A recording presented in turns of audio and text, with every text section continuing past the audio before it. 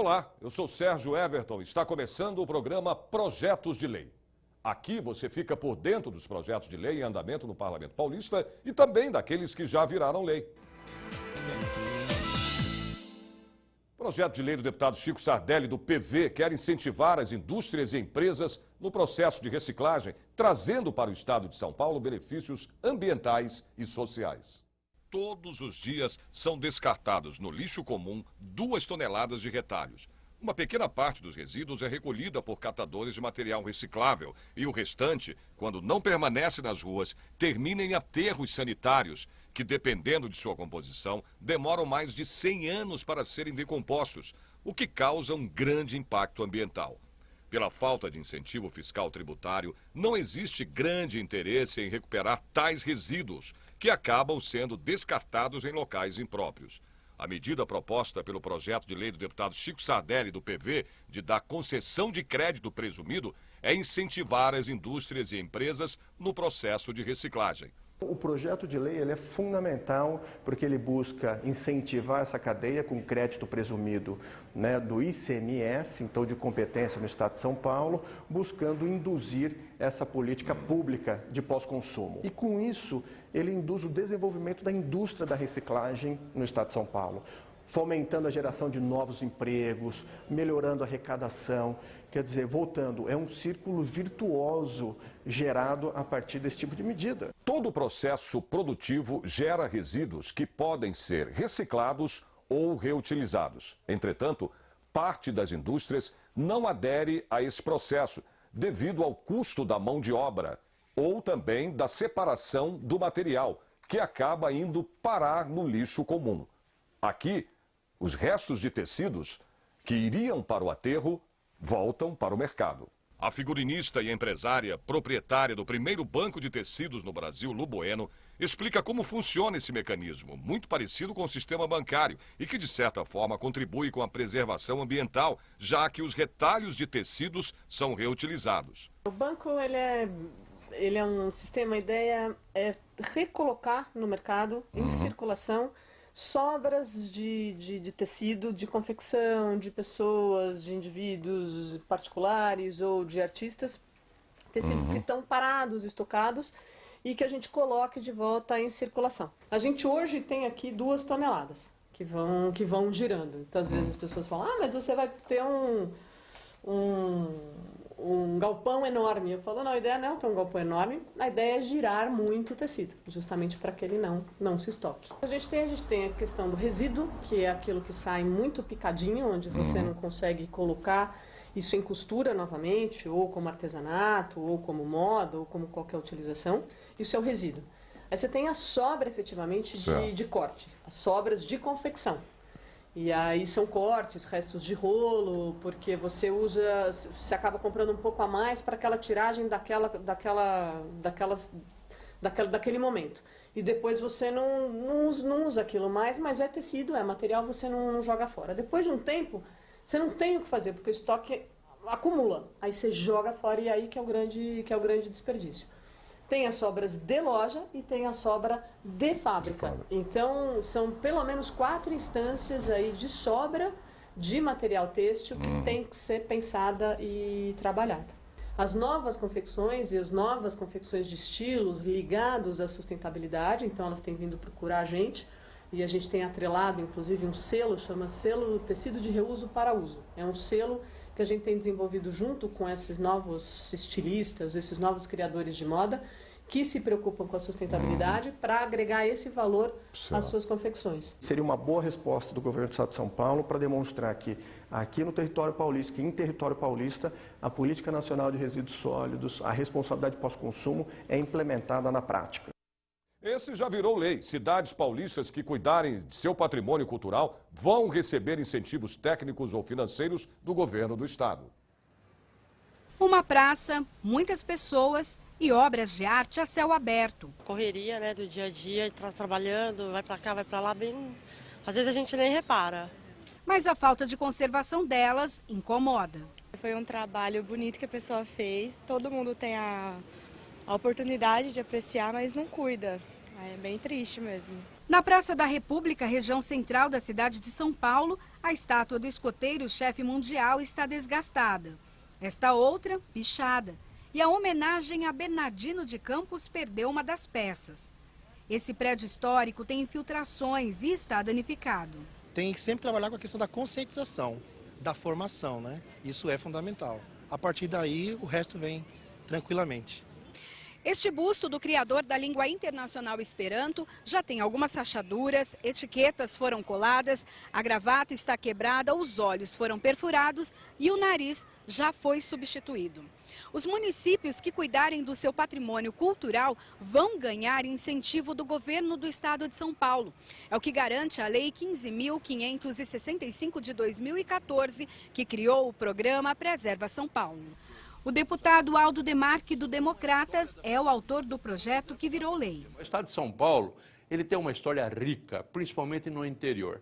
E as prefeituras têm dificuldade de conservar o acervo, de você conservar ou fazer a reforma nos próprios prédios para você manter a arquitetura da época. Júlio Moraes é restaurador de obras de arte há mais de 30 anos. Ele acredita que a lei vai beneficiar a história da nação. No mundo inteiro, a palavra de ordem, já há algumas décadas, é a conservação preventiva, que resumidamente significa conservar para não precisar restaurar. Por quê? Porque restaurar é caro e sempre judia e sempre pressupõe que o objeto chegou a um nível de decadência tal que é necessário promover a restauração dele. Entendo que um bem cultural, mesmo que esteja de posse de uma pessoa ou que esteja de posse de um município, não é só dessa pessoa, não é só desse município, é de toda a sociedade. Portanto, o município que beneficie algo que interessa a toda a sociedade paulista, até a toda a sociedade brasileira, né, merece sim ser incentivado e ser retribuído por isso. O Estado socorra os municípios para que eles possam realmente preservar as histórias, não só arquitetônica, mas de todo o acervo que ele tem em razão daquele desenvolvimento que o nosso estado de São Paulo teve através dos anos. Vamos a um breve intervalo e voltamos já já.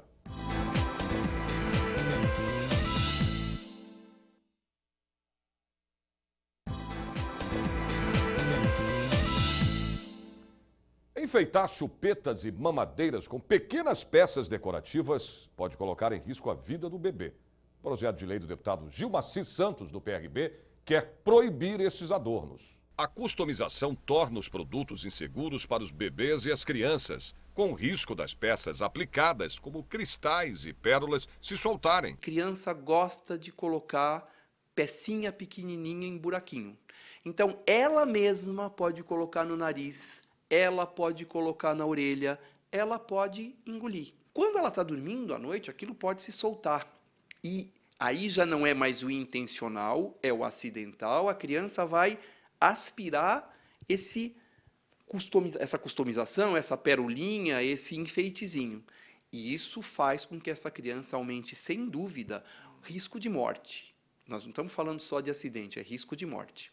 Fora isso, os adereços, os adornos que fazem com que, para facilitar, para que quando à noite a criança esteja usando a chupeta, ela não caia, ela fica com presilha ou ela fica com aquela corrente, a criança corre o risco de, virando e se movimentando, essa criança à noite, nem toda criança dorme tranquila, a maior parte delas, quanto menor, elas acabam se movimentando e mobilizando bastante. Essas crianças correm o risco de se sufocar. Além disso, há também a possibilidade de toxicidade por conta dos enfeites aplicados. As chupetas e mamadeiras não customizadas são produtos regulamentados pelo Inmetro em conjunto com a Anvisa. Quando comprados no comércio, são retirados da embalagem original e customizados artesanalmente por meio da colagem de cristais ou pequenos objetos brilhantes e oferecidos ao público em geral como um produto diferenciado. Só que essa prática transforma a chupeta, por exemplo, em um produto irregular, tanto no requisito segurança quanto na certificação do produto. Eu estou aqui no Instituto de Pesos e Medidas do Estado de São Paulo para falar aqui com a Marisa Amorim, que é gestora de fiscalização do IPEM, sobre os produtos, né, Marisa, que podem ser comercializados, por exemplo, como a chupeta, que tem o selo do Inmetro, mas tem produtos né, que não têm esse selo e que não estão regulamentados. Eu queria que você falasse sobre isso. Isso, são chupetas customizadas, né, que são comercializadas a partir de produtos certificados, como é o exemplo dessa chupeta aqui. Tá? Então, assim, quando um produto é certificado, ele tem o selo do Inmetro na embalagem, ele vem nessa embalagem para ser comercializado. Isso significa que esse produto atende às normas de segurança, é um produto seguro para a criança. Né? Quando ele passa por um processo de customização, ele deixa de atender os requisitos, porque nessa customização são colados, né, cristais, pequenas peças, cristais, até mesmo pérolas, né, pequenos adornos aqui no produto, que pode ser engolido facilmente por uma criança. Né? E aí pode trazer assim, o sufocamento, né? E trazer sérios riscos à saúde dessa criança. Agora, a gente sabe que da chupeta já é proibido, né, essa comercialização com esses cristais, por exemplo, né, essa customização. Isso já é fato, né? Existe inclusive uma portaria, né, que proíbe a venda desses produtos. Agora, no caso da mamadeira e outros utensílios, ainda não há, né, uma regulamentação. Isso. No caso das chupetas e da mamadeira, há uma regulamentação. Da mamadeira também? Isso, com relação à certificação. Né? É um produto que passa por um processo de certificação, ele tem que atender às normas de segurança. Com relação ao produto customizado, ele é totalmente proibido. Então, nós tivemos uma portaria que estava em consulta pública, essa portaria do Inmetro, né, em consulta pública, então ela já saiu da consulta pública e está às vésperas de entrar em vigor, né, que proíbe a customização. Segundo dados do Ministério da Saúde, a sufocação é a principal causa de morte de crianças com menos de 1 ano de idade. A proposta do projeto de lei de autoria do deputado Gilmar Assis Santos, do PRB, é proibir a comercialização de chupetas, mamadeiras e demais utensílios infantis customizados que ofereçam risco à criança. Então nós queremos com esse projeto de lei não é proibir as vendas, mas sim é aperfeiçoar, ter garantia que vão continuar usando e que não vamos ter problema, que não vamos prejudicar as nossas crianças. Então a ideia do projeto é exatamente essa, dar segurança e garantia que as nossas crianças vão continuar tendo uma boa saúde. Projeto de lei em discussão aqui na Assembleia Legislativa propõe a isenção de ICMS para a compra de bicicletas em São Paulo. A ideia é incentivar o uso da magrela como alternativa de transporte nas grandes cidades. Tiago tem uma bicicleta que vale R$2.000. Se o projeto de lei que tramita na Assembleia Legislativa for aprovado, o produto na loja pode ter uma redução de cerca de R$360, de acordo com as estatísticas do movimento Bicicleta para Todos. Acho que todo projeto que tem alguma isenção, algum benefício para o cidadão é válido.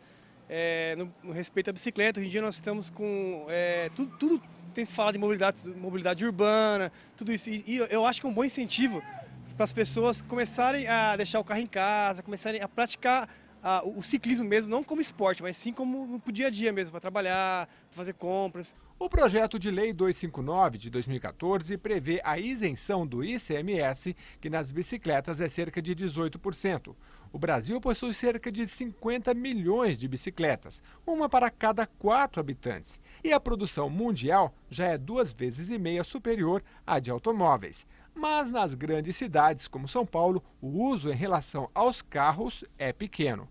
Para o urbanista Ricardo Correia, desta empresa de consultoria em mobilidade, o incentivo nas vendas faz parte de um tripé que viabiliza o uso das bikes, completado por educação e estrutura.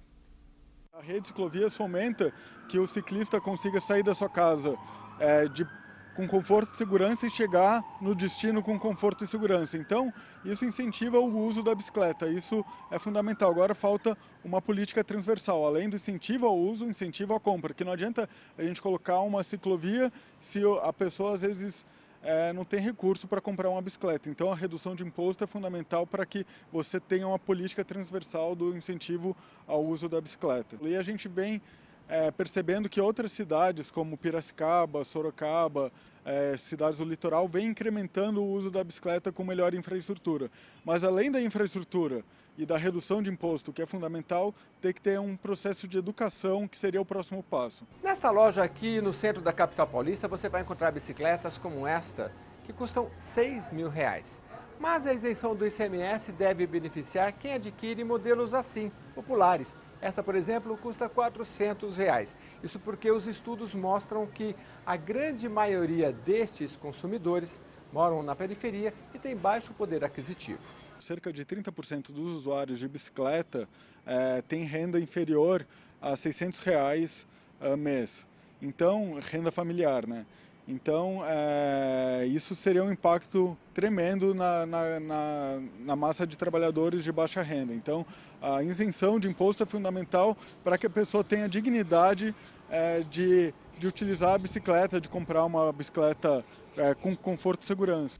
O autor do projeto, o deputado Alencar Santana, do PT, espera que a isenção do ICMS sobre as bicicletas beneficie as camadas mais carentes. Há um movimento nacional dos ciclistas, os cicloativistas, para que haja a isenção do IPI, que é um imposto nacional, um tributo nacional, sobre as bicicletas, né? Nós entendemos correto esse movimento e o objetivo é garantir essa redução para que a bicicleta se torne mais barata, para que pessoas também de menor poder aquisitivo tenham acesso à bicicleta. Então, como tem esse movimento nacional, nós também achamos por bem apresentar esse projeto de lei para que não seja incidido ICMS sobre a bicicleta. Nós sabemos que tem bicicletas mais caras, mais baratas, né? Porém, as pessoas até compram de acordo com o seu uso, né? Tem atleta profissional que paga caríssimo na bicicleta. Mas a gente tem que incentivar o uso também das camadas populares terem acesso à bicicleta. Quanto mais barata ela for, com certeza o acesso das pessoas será maior, né? Você vai ver no próximo bloco o Dia Estadual de Prevenção à Hipertensão Arterial e a polêmica que o Uber tem causado. É daqui a pouco. Volto já já.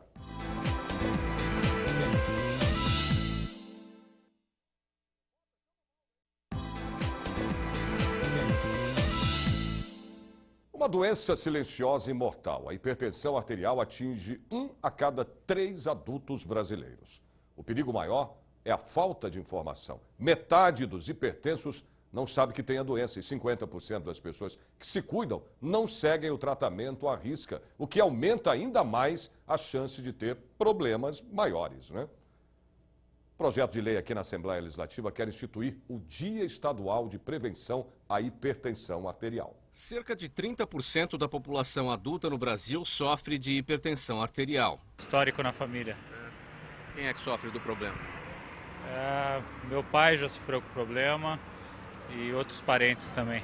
Meus tios tiveram hipertensão, morreram de hipertensão. Projeto de lei de iniciativa do deputado Jorge Rato, do PMDB, institui o Dia Estadual de Prevenção à Hipertensão Arterial. Eu acredito que vai ser muito benéfica, muito profícua essa aprovação de um projeto que parece tão banal, tão simples, mas que pode trazer um ganho muito grande para a saúde da população. A gente vê os hospitais tudo abarrotado, filas e filas enormes.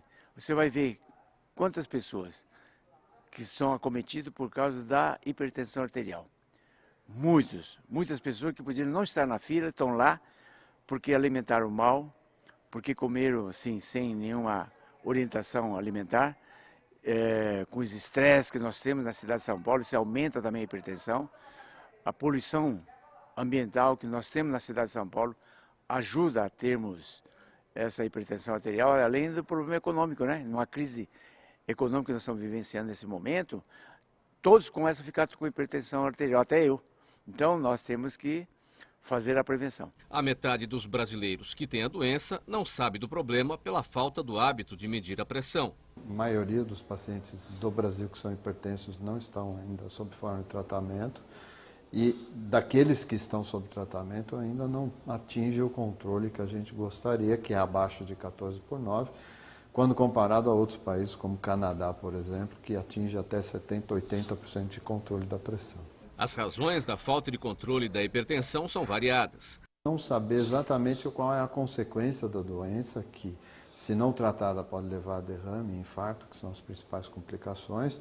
O fato de achar que por não ter sintoma é uma doença que não é importante E que tomar remédio todo dia, fazer uma dieta mais adequada, etc., dá trabalho. E isso, às vezes, não é feito de forma adequada para os pacientes. A prevenção da doença passa pela adoção de hábitos de vida saudáveis, mas o histórico familiar deve ser levado em conta. É a preocupação de Patrícia, que tem os pais hipertensos. Eu me cuido muito, como direitinho, nas horas certas, 3 horas, como pouco sal e sempre dieta equilibrada. Você tem uma parte genética que é muito importante. Se você tem pai e mãe hipertensos, você tem grande chance de ser hipertenso. Mas se você fizer um trabalho de adoção de hábitos saudáveis, como dieta com pouco sal, não engordar, ou se engordar, reduzir peso, fazer atividade física, não consumir muito álcool, você previne o aparecimento dessa doença. 90% dos pacientes hipertensos não sente nada, mas alguns sinais podem indicar a presença da pressão alta. E os outros 10% podem ter um sinal de alerta que pode chegar em conjunto, como dor de cabeça frequente, dor no peito, falta de ar, tonturas limitantes. Isso pode individualmente ou em conjunto indicar a presença de pressão alta. As mulheres devem ficar atentas na menopausa porque as chances de ficarem hipertensas aumentam nessa fase da vida. E foi o que aconteceu com a mãe de Márcia. Ela teve um princípio de AVC que também compromete por causa do entupimento das artérias. Então, algumas coisas dá para identificar, outras não. Quando sobe muito a pressão, nem sempre dá para saber, não dá para identificar, a não ser que você monitore pelo menos toda semana. O brasileiro é chegado numa comida salgada. Coloca sal demais no alimento durante o preparo e ainda acrescenta no prato na hora de comer. É uma soma perigosa, você vai entender a conta. Esse sachê contém 1 grama de sal. Eu despejei 12 envelopes iguais neste prato. São 12 gramas. Esse é o consumo diário de sal do brasileiro, o dobro do recomendado. Sueli, dona de restaurante, observa isso todos os dias. Cada vez mais. Ainda reclama, tá sem sal. Olha, o seu arroz está sem sal, outra coisa, né?